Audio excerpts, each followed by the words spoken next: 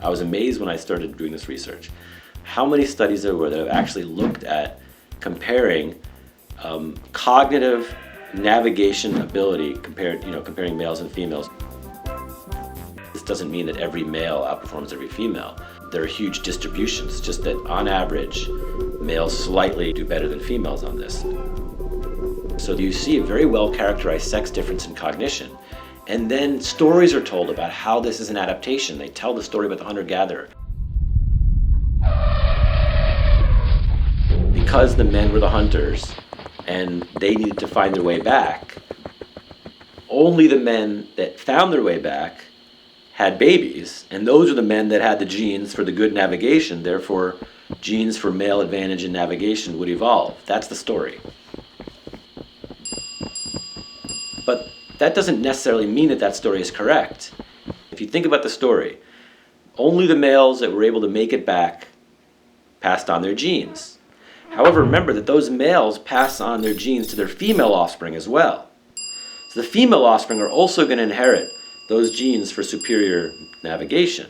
The second problem is that if the hypothesis that everybody's buying into is correct, we should be able to test that hypothesis by looking across species.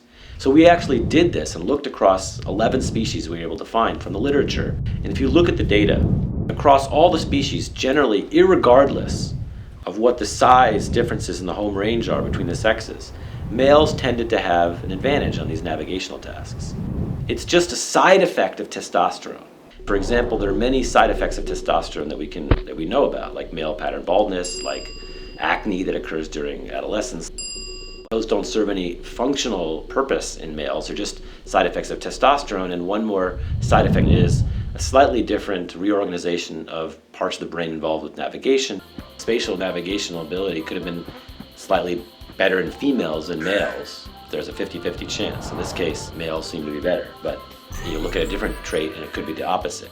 In fact, look at other traits and you see distributions are shifted where females have a slight advantage. So the big conclusion is that maybe we shouldn't be so eager to just accept the story, the adaptation stories. Maybe there actually is a place for side effects and spandrels with respect to cognitive performance differences between the sexes and other stories that are told about human behavior that may not really be adaptations, but alternative explanations that people really haven't considered.